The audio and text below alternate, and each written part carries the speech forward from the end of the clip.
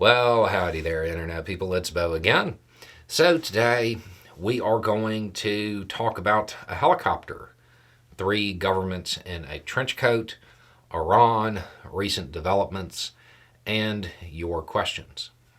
Because there were developments, and immediately there was a bunch of speculation. So, we're going to kind of go over what occurred and then run through the changes that will occur domestically, internationally, and then we'll talk about the speculation.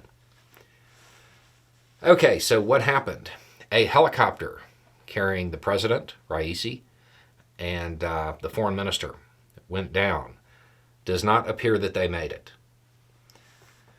So, the immediate questions are about what happens next.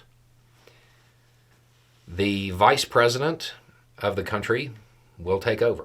That's what should happen, is the VP takes over. I actually can't remember his name right now, but he was an officer during the Iran-Iraq War. He was in the Revolutionary Guard. I want to say he was a doctor, maybe. He has ties to Russia, pretty friendly with them. No big changes there. The thing that people need to remember about all of the international questions is that the president of Iran is not the president the way we think of a president. The president there is the head of government, not the head of state. That is the supreme leader. I always make that joke anytime we talk about Iran's government. It's three governments in a trench coat. The president is not the head. So, internationally, probably not a lot of big changes coming. It's not going to be drastic. It shouldn't be anyway. And realistically, the foreign minister is probably more important to that. That's probably a more important development.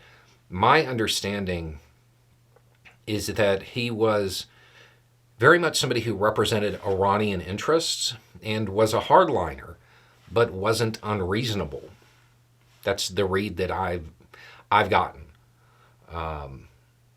Now, domestically, the questions that's going to cause big changes at home because there is a lot of internal dispute.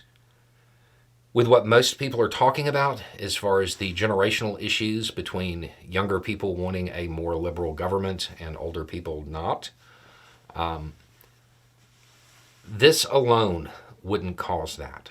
Because again, the president isn't the president the way we think about it. Could this prompt some other catalyst for change? Yeah, but it could. It doesn't mean that it will. The thing that will happen domestically that is probably the most important development is the political jockeying that is going to occur among the powerful players in Iran. Because while Raisi was not supreme leader, there were a lot of people who believed he was going to be the next one. So there's kind of an open position now. So there is a decent chance of the political games inside of Iran getting turned up a notch. And then the question that always comes up when something like this happens, and I want to be clear about this, there is precisely zero evidence of this, but it came in a lot just because of speculation. Is this a foreign intelligence service? I don't think so. I would be very surprised. Not because they wouldn't do something like this, but because there's no gain. Because he isn't the president the way we think about him. So that to me seems really unlikely. If it does turn out that this was something nefarious, I would suggest it's something internal. The call is coming from inside the house type of thing. Because with Raisi gone, there is more latitude for other political factions inside of Iran to make a move.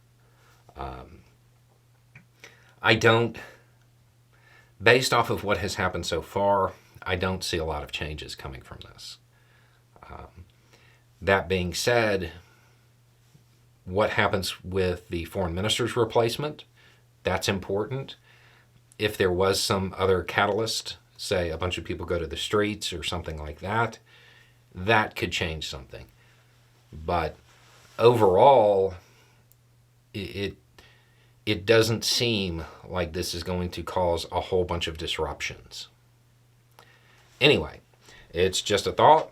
Y'all have a good day.